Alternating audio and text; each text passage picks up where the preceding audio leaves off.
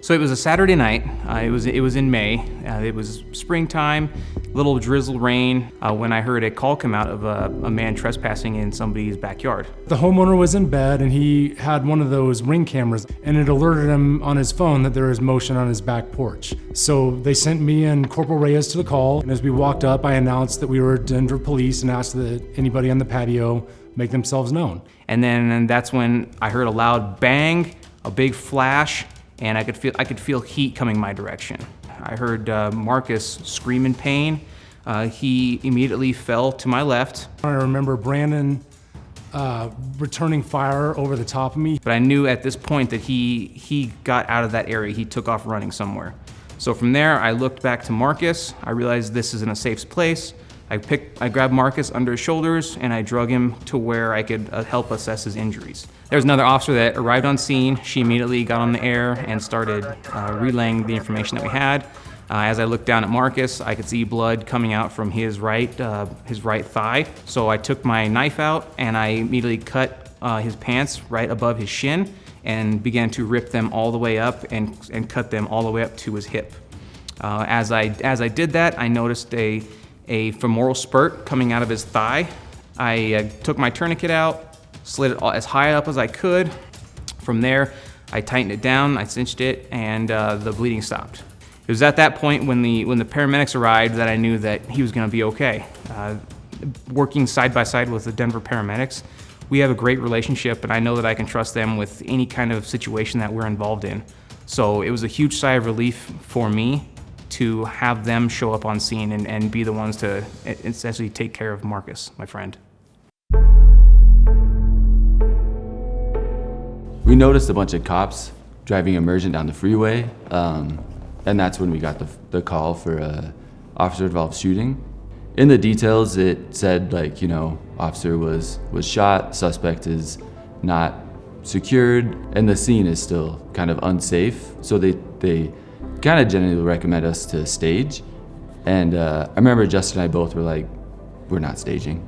And Justin even did some really remarkable driving to get past the police barricade to get to Officer Black.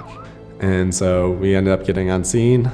Jesse, hopped out of the passenger seat and went straight over to Officer Black, who was on the ground. He was pale, diaphoretic. You could see a large pool of blood around his right leg, and a tourniquet had already been applied. Initially had his eyes closed, which is, again, pretty scary, and then I couldn't feel a pulse. So I remember just kind of screaming his name, and he was able to open his eyes from that point. And that's when Justin showed up with the stretcher, and we were able to just kind of pick him up and throw him on the stretcher and get him into the ambulance at that point. Calls like that, we're always taught that we needed to be quick. We have to get on scene and get out of scene. The best thing that we can do for anybody that has a gunshot is to get them to the hospital as quickly as possible. So in that case, we were lucky to have Lieutenant Eric Gillis show up on scene, kind of coordinate some of the outside operational things that allowed us to get off scene and get transporting quickly to the hospital. Can't remember the exact times, but they had close to a 1-minute scene time, which is phenomenal for a situation like this, considering how severe his injuries were. His initial set of vital signs were not very great. So it was just a matter of getting the Denver Health ready for kind of his arrival, and then stabilizing as much as I could, while Justin did a spectacular job driving to the hospital. As we're driving to the hospital, there was other police officers and cars that would come up and pass us and block off intersections so that we could go through without having to slow down at all. And we essentially got an entire police escort all the way from the scene of the call all the way to Denver Health. Making that decision to just go straight to the scene, not knowing whether or not the shooter was still there. He could have been lying in wait for them to injure more officers, to injure the paramedics. The fact that they made that decision, I think it speaks volumes about their character and their commitment to, taking care of anybody, but specifically taking care of somebody that we consider a brother in public safety. The really remarkable thing about this call is I think everything went perfect. And it's nice to be involved in that chain and know that, you did your job correctly and helped benefit a fellow first responder. So it turns out the weapon I was shot with was a sawed-off 12-gauge shotgun from approximately 10 to 15 feet away.